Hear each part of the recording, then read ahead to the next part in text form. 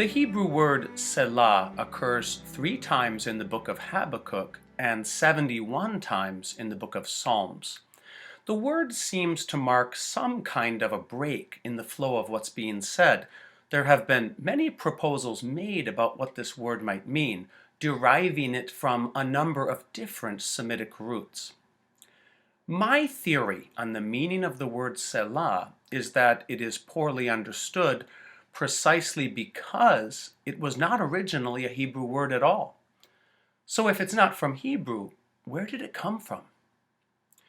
We know from 1 Samuel 16:18 that the Old Testament hero David was known to be a talented harp player, so he knew and loved music. We also know from 1 Samuel chapter 21 and following that for a period of time, David was forced to flee from King Saul, and he sojourned with the Philistines.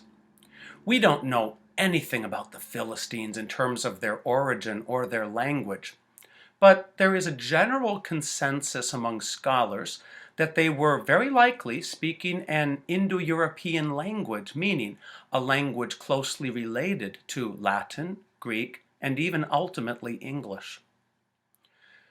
I propose that the word Selah is a borrowing from ancient Philistine, perhaps even brought to Israel by David himself. The word Selah does indeed occur in many of the Psalms attributed to David, such as Psalms 20, 21, and 24. If the Philistine language is Indo-European and the word Selah is borrowed from it, then Selah could be related to the Latin word solus, meaning alone. And this is the root from which we get the musical word solo. In other words, Selah means, here's a time when someone will now play a musical solo for a bit.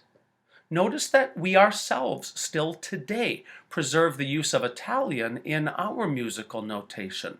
Words like fortissimo and crescendo are still learned and used long after the Italians dominated music.